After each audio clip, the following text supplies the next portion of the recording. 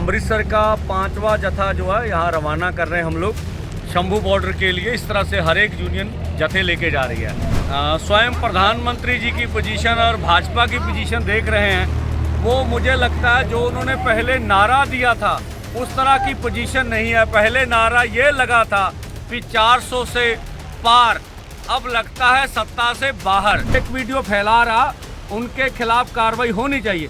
पर जिन्होंने हकीकत में देश को, समाज को तोड़ने वाली बात की, मणिपुर कौन भूल सकता, माओ बहनों को नंगा करना, जो दंगे वहाँ हुए, हरियाणा नूह में जो कुछ हुआ, और जो हरियाणा के बॉर्डरों के साथ हमारे किसान मजदूर के साथ, उनको सजा कौन देगा। कल बिहार में माननीय गृह मंत्री जी ने स्वयं माना है कि अगर विरोधी पार्टियों की सरकार आ गई तो उनके जो भी नेता हैं, राहुल गांधी जी, ममता बनर्जी जी और लालू जी, एक साल प्राइम मिनिस्टर रहेंगे, जिसका नुकसान होगा देश को। तो इसका मतलब भाजपा मान रही है कि वो सत्ता में नहीं लौट रही है। देखिए, कोई भी लौटे ना लौटे, सवाल ये नहीं है। दूसरा, प्रधानमंत्री जी इंटरव्यू में बहुत से सवाल उठा रहे हैं कि चोन मैनिफेस्टो ब्रीफ केस के लिए नहीं होते हैं, ये काम के लिए होते हैं, मीडिया को उठाना चाहिए। हम खुद बोल रहे हैं भी ठीक है, अच्छी बात है, ऐसी है। तो अब 2014 का अपना चोन मैनिफेस्टो भाजपा को याद करना चाहिए, 2019 का याद करना चाहिए।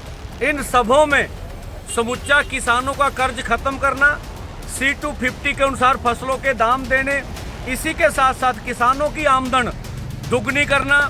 और एक बात जो हमें चिट्ठी लिखी गई थी, जो 9 दिसंबर 2021 को हमें मिली थी, उसमें MSP लीगल गारंटी कानून बनाने की बात थी। मैं सरवण सिंह पंदेर, किसान मजदूर संघर्ष कमेटी पंजाब से हम लोग ब्यास में खड़े हैं। यहाँ से अमृतसर का 5वां जत्था जो है यहाँ रवाना कर रहे हैं हम लोग शंभू बॉर्डर के लिए। इस तरह से हर एक यूनियन जत्थे लेके जा रही है। जो हम इस समय स्वयं प्रधानमंत्री जी की पोजीशन और भाजपा की पोजीशन देख रहे हैं, वो मुझे लगता है जो उन्होंने पहले नारा दिया था उस तरह की पोजीशन नहीं है। पहले नारा ये लगा था कि 400 से पार, अब लगता है सत्ता से बाहर।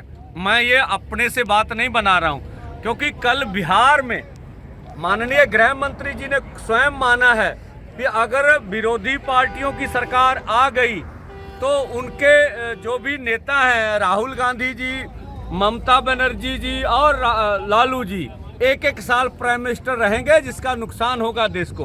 तो इसका मतलब भाजपा मान रही है कि वो सत्ता में नहीं लौट रही है। देखिए, कोई भी लौटे ना लौटे, सवाल ये नहीं है। दूसरा, प्रधानमंत्री जी इंटरव्यू में बहुत से सवाल उठा रहे हैं कि चोन मैनिफेस्टो ब्रीफ केस के लिए नहीं होते हैं, ये काम के लिए होते हैं, मीडिया को उठाना चाहिए। हम खुद बोल रहे हैं भी ठीक है, अच्छी बात है, ऐसी है। तो अब 2014 का अपना चोन मैनिफेस्टो भाजपा को याद करना चाहिए, 2019 का याद करना चाहिए। इन सबों में समुच्चा किसानों का कर्ज खत्म करना, C250 के अनुसार फसलों के दाम देने, इसी के साथ साथ किसानों की आमदन दुगनी करना।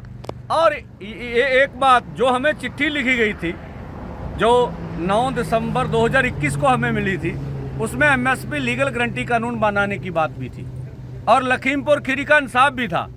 तो बहुत सी बातें प्रधानमंत्री जी ने कहा कि हम बाबा साहब अम्बेडकर के संविधान की रक्षा कर रहे हैं, अच्छी बात है, रक्षा होनी चाहिए। तो हम उनसे सवाल करते हैं कि ये हाईवे पे के ऊपर जो दीवार निकाली है, कौन से संविधान का काम है?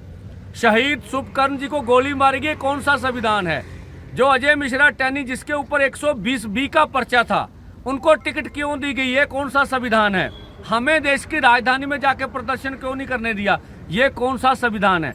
और वो ये भी कह रहे हैं भी हमारी फेक वीडियो जो फैलाई जा रही है, उनके खिलाफ कार्रवाई होनी चाहिए। बिल्कुल सही है, जो भी फेक वीडियो फैला रहा उनके खिलाफ कार्रवाई होनी चाहिए। पर जिन्होंने हकीकत में देश को, समाज को तोड़ने वाली बात की, मणिपुर कौन भूल सकता, माओ बहनों को नंगा करना, जो दंगे वहाँ हुए, हरियाणा नूह में जो कुछ हुआ, और जो हरियाणा के बॉर्डरों के साथ हमारे किसान मजदूर के साथ, उनको सजा कौन देगा?